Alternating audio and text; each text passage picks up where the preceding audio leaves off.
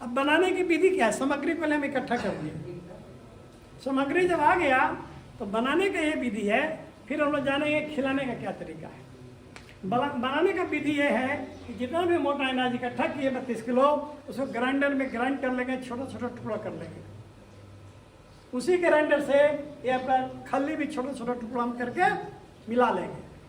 उस मिलाने के बाद चुन्नी चोकर उसमें 32 किलो मिला दिया, है ना।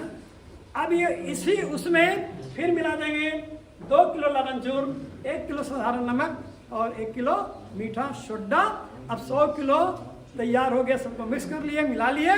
मिलाने के बाद अब मात्रा जानते हैं कि इसमें कितना मात्रा दुधारू गाय को देंगे, कितना मात्रा गाभिन गाय को देंगे, क्या मात्रा एक नट्ठी सूखी गाय के लिए सही है, और बच्चे का क्या होगा जिसका वजन 40 किलो है या 50 किलो वजन है, 100 किलो वजन है, 150 किलो है, 200 किलो है, 300 किलो है। तो बढ़ते हुए उम्र के क्रम में बढ़ते हुए वजन के लिए क्या कितना मात्रा में संतुलित पशुआहार दिया जाना चाहिए। ठीक है, अब इसको थोड़ा मिटाते हैं ताकि आगे हम मात्रा के बारे में समझेंगे। इसको हटा देते हैं बोर्ड से। हम लोग लिख लिया होंगे तो ठीक है, नहीं तो फिर से आपको जानकारी दे देंगे, लिखा भी देंगे।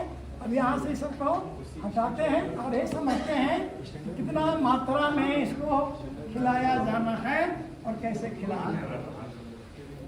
ठीक है, अब ये इसको दुधारू गाय को कितना देंगे? दुधारू गाय दूध में मान लीजिए इस गाय का 10 लीटर दूध दे रही है, किलो संतुलित पशुआहार दिया जाना चाहिए। जो कंसंट्रेट बना है वो 1 किलो, क्योंकि 10 लीटर दूध हम माने हैं तो 4 नहीं है 10, 4 किलो संतुलित पशुआहार यहाँ, तो 4 किलो इसका हो गया। दूसरा 4 किलो, हाँ भाई ये हो गया जिसको कहते हैं प्रोडक्शन राशन।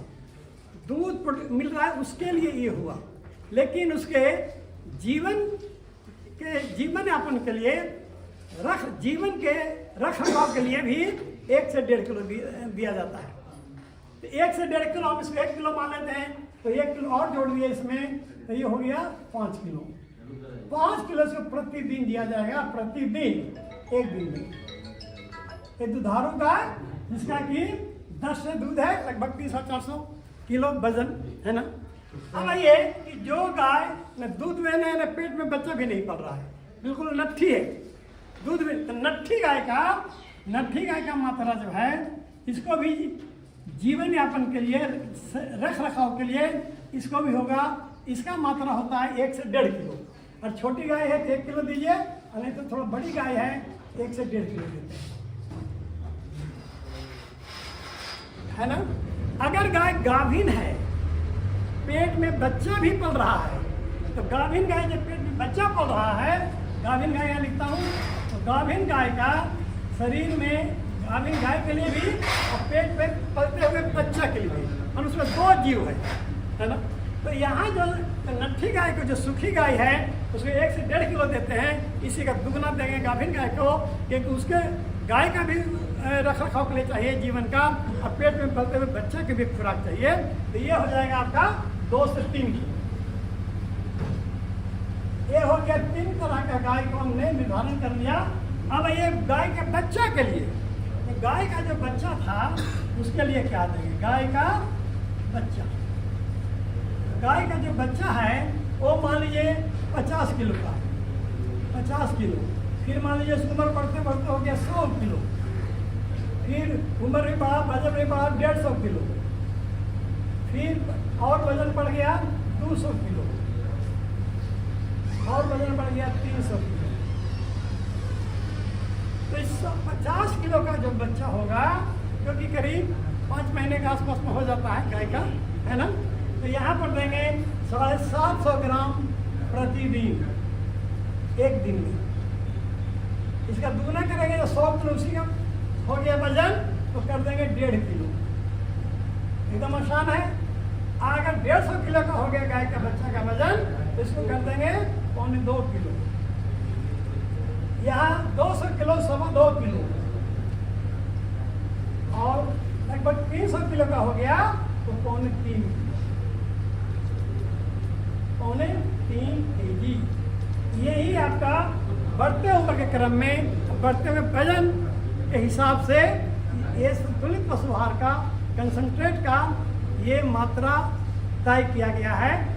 और इसी के हिसाब से देंगे तब बच्चा का ग्रोथ भी बढ़िया होगा, स्वस्थ भी रहेगा और उसका विकास भी होगा। अब ये जहाँ विकास की बात है, ये तो हो गया संतुलित पशु आहार, है ना। इसमें एक खास महत्व है पानी का। यहाँ तो हम देख रहे थे तो पानी का एक अलग से महत्व है। दुधारू पशु के लिए 1 लीटर दूध पैदा करने के लिए 4 लीटर पानी की आवश्यकता होती है, पीना चाहिए गाय को। तो 10 लीटर दूध अभी यहाँ पर रखे हैं, तो 10 लीटर का मतलब है कि उसको 40 लीटर पानी पीना चाहिए 24 घंटे। और उसको शरीर के रख रखाव के लिए, चमड़ी है, मांस है, मांसपेशियाँ है, इसके रख रखाव के लिए 12 से 15 लीटर पानी। और मतलब उस गाय को तो 10 दूध दे रही है, 50 से 55 लीटर पानी हर दिन पीना चाहिए। अगर भरपूर मात्रा में पानी नहीं मिलेगा तो दूध भी भरपूर मात्रा में आपको नहीं मिलेगा। दूध के बारे में सब लोग जानते होंगे, नहीं तो फिर से एक बार और कह देता हूँ। 85 से 87%, 85 से 87 भाग दूध में पानी ही है। और 9% इसको कहते हैं एसएनएफ, मतलब वो सॉलिड नॉट फैट, मतलब ठोस तत्व है लेकिन फैट के अलावा जो ठोस तत्व है इसको एसएनएफ कहते हैं। वो है 9%, 9 भाग। 6% है फैट, चिकनाई, जिससे हम लोग मक्खन घी बनाते हैं। ऐसे करके हो गया 100%। जो 85 से 87% पानी है उसी के लिए पानी पिलाने की आवश्यकता है गाय को। और हमारे यहाँ जो व्यवस्था है, हम लोग जो बिहार में जो खिलाते पिलाते हैं, सानी दे देते हैं। एक ही नाद में घास भूसा, है ना, खल्ली चुनी जो भी है वो डाल देंगे। तो आप मान लीजिए कि एक नाद बना दिए और उसमें 2 या 3 पशु को खिला रहे हैं। एक पशु है जो दूध में है 10 लीटर वाली, तो उसका तो एक पाली में हिस्सा होगा, इसका आधा 2.5 किलो एक सम होगा ना। दूसरी गाय नट्ठी है तो उसके तो आधे किलो होगा, क्योंकि 1 ही किलो एक दिन का है। तीसरी गाय गाभिन है तो मान लीजिए इसको होगा 1.5 किलो होगा, या कम से कम 1 किलो होगा। एक ही साथ खिलाएंगे तो ये कैसे पता जो दुधारू गाय था अपना हिस्सा 2.5 किलो उसके पेट में गया, जो नट्ठी गाय है वो आधे किलो वो खा पाई, और जो गाभिन गाय है उसको 1 किलो मिल गया। इसका हिसाब कैसे करेंगे? नहीं ना। उसी में जो गाय नट्ठी है वही ज़्यादा दमन होती है, वो इधर उधर करके और ज़्यादा खा लेगी, और दुधारी गाय का हिस्सा भी वही खा गई, गाभिन गाय का कुछ हिस्सा भी वही खा गई, कंसंट्रेट उसी के पेट में चला गया। तो नतीजा क्या हुआ कि दूध में प्रोडक्शन में कमी आ जाएगा। उसको मिलना था 2.5 किलो, मिला 1.5 किलो दुधारी गाय को। तो दूध देना था 10 लीटर, दूध दे दिया 7 लीटर, 6 लीटर। और गाभिन गाय को कम मिला तो उसका बच्चा कमजोर, गाभिन गाय भी कमजोर, तो जन्म लेगा बच्चा भी कमजोर, है ना। नट्ठी गाय जो ज़्यादा खा लिया अपना हिस्सा से, खा के पहलवान हो गया, तो किसान को मिला क्या? खाली गोबर। तो दूध में नहीं है, पेट में बच्चा नहीं पड़ रहा है, तो उसे क्या मिल रहा है? गोबर। इतना बड़ा घाटा रोज रोज लग रहा है। इस व्यवस्था में अगर खिलाते हैं तब ये व्यवस्था सही नहीं है खिलाने की। सही व्यवस्था क्या है कि उसको हरा चारा या भूसा जो भी खिलाते हैं सूखा में दीजिए, बिना पानी का, सूखा नाद में। चाहे 2 गाय खा रहे, चाहे 3 गाय खा रहे, जो भी, तो पेट भर गया उससे। अब यही अब उसके बाद जो 2.5 किलो इसके हिस्सा था दुधारू गाय का, 2.5 किलो अलग से बाल्टी में डालिए। जो सवेरे फुलाए थे शाम में खिला दीजिए, या उसको पका भी सकते हैं, लेकिन फुलने से भी कोई दिक्कत नहीं है। सवेरे जो फुलाए थे शाम में जो खिलाना था, इसका जितना हिस्सा है दुधारू गाय का 2.5 किलो बाल्टी में रख के उसमें पानी भरिए, थोड़ा गुड़ डालिए, बाल्टी की बाल्टी पी जाएगी, एक एक दाना उसके पेट में चला जाएगा। उसी तरह से उसी तरह से गाभिन गाय को बाल्टी में उसका जो हिस्सा है वो बाल्टी में रखिए, 1 किलो है ना, गाभिन है, और उसमें पानी डालिए, गुड़ डालिए, उसका हिस्सा उसके पेट में चला गया, मैंने खा गई। नट्ठी है, उसको भी जीवन यापन के लिए चाहिए ही, शरीर के रख रखाव के लिए चाहिए, तो उसका हिस्सा ही है आधा किलो, तो उसके बाल्टी में आधा किलो रखेंगे और उसको उसी तरह से हल्का सा खूब दे के पानी दे के पिला देंगे। मतलब सभी गाय का अपना हिस्सा जो था कंसंट्रेट का, दुधारू गाय का, गाभिन गाय का, नट्ठी गाय का, वो सब अपना अपना, तब उचित मात्रा में दूध भी मिलेगा, सही से बच्चे भी स्वस्थ जन्म लेंगे और नट्ठी गाय का भी स्वस्थ रहेगी। ये व्यवस्था से अब खिलाया जाता है। नहीं तो किसान मान लीजिए ये पूरा खर्चा तो हो गया पूरा, लेकिन सही मात्रा में नहीं गया तो दूध घट गया, दुगना घटा हो गया। यहाँ खिलाने में कंसंट्रेट पर खर्चा हो गया और दूध के मात्रा घटा, वो भी नुकसान हो गया।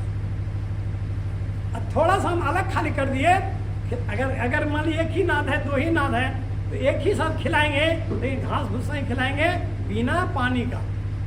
हम लोगों को सब लोग आज डॉक्टर भी सलाह देते हैं कि आप भोजन करने का आधा घंटा के बाद पानी पीजिए, 1 घंटा के बाद पानी पीजिए, है ना। पहले खा गई गाय को भी उसके बाद पानी पिला देंगे। तो पानी के मात्रा, अब पानी का मात्रा कैसे भरपूर पिलाएंगे? पानी की मात्रा के लिए अलग से को नाद है, रोही नाद है तो उसी नाद में पिला सकते हैं। तो नाद में एक दिन खाली माप लेंगे कि इसमें कितना पानी का मात्रा इसमें नाद में आता है। मान लीजिए 60 लीटर का नाद है, 50 लीटर पानी उसमें आ रहा है, तो उसको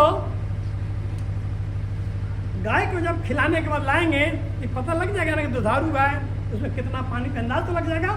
इससे उसको ये आपको अंदाज मिल जाएगा कि सही पानी अपने मात्रा में पी कि नहीं पी। आगे बढ़िए, दुधारू गाय को कैल्शियम की जरूरत पड़ती है ना। कैल्शियम से दूध की मात्रा बढ़ता है ना। तो नाद में सबसे सस्ता कैल्शियम कैसे मिलेगा? नाद को अंदर चूना से पोत दीजिए, जो दीवार को पोतते हैं, उसी चूना से नाद को पोत दीजिए और वो जो चूना में जो कैल्शियम है वो पानी में घुल जाता है। 4-5 घंटे में घुल के पानी में आ जाएगा। पानी की मात्रा पिला दीजिए जो उसका निर्धारित मात्रा है या जितना उसको पीना है, तो पानी भी चल गया भरपूर मात्रा में और कैल्शियम भी मिल गया। तब बाहर से कैल्शियम खिलाने पिलाने की जरूरत नहीं पड़ेगी। इससे सस्ता सोर्स है, कैल्शियम भी मिल गया, पानी भी मिल गया, कंसंट्रेट भी मिल गया। तब वो पशु हिसाब से दूध भी मिल जाएगा जो उसको है और उसका हेल्थ भी चलेगा। इस तरह से पानी पिलाने का भी एक हम लोगों के पास भरपूर मात्रा में पिलाने का तरीका है और कंसंट्रेट के भी खिलाना है। इस तरह से हम लोग पानी, कंसंट्रेट, लेकिन बनाने की विधि बताए उसमें जितना आवश्यक तत्व है, जिसमें 5 तत्व का नाम बताए थे आपको, उसमें प्रोटीन है, कार्बोहाइड्रेट है, विटामिन है ना, मिनरल्स है और वसा है, और अलग से एक बताए पानी के महत्व, है ना। इस तरह से कंसंट्रेट बनाते हैं हम लोग घर पर, जो कि मार्केट से 30% सस्ता पड़ेगा, क्योंकि आप अपने उपलब्ध सामग्री से बना रहे हैं और शुद्धता का भी प्रमाण है। इसलिए ये जो बनाएंगे लगभग संतुलित हो जाएगा, ठीक है। 100% न भी हो, लेकिन ये संतुलित है। ऐसा बाहर के लोग बहुत सारे ऐसे अपने बना के पशुओं को दे रहे हैं, उसका लाभ ले रहे हैं, ठीक है। धन्यवाद। आज के क्लास में इतना ही। अगले क्लास में आपको बताएंगे कि टीकाकरण का क्या महत्व है ना।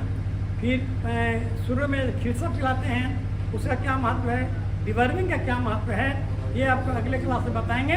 अभी यहीं पर समाप्त करता हूँ। धन्यवाद।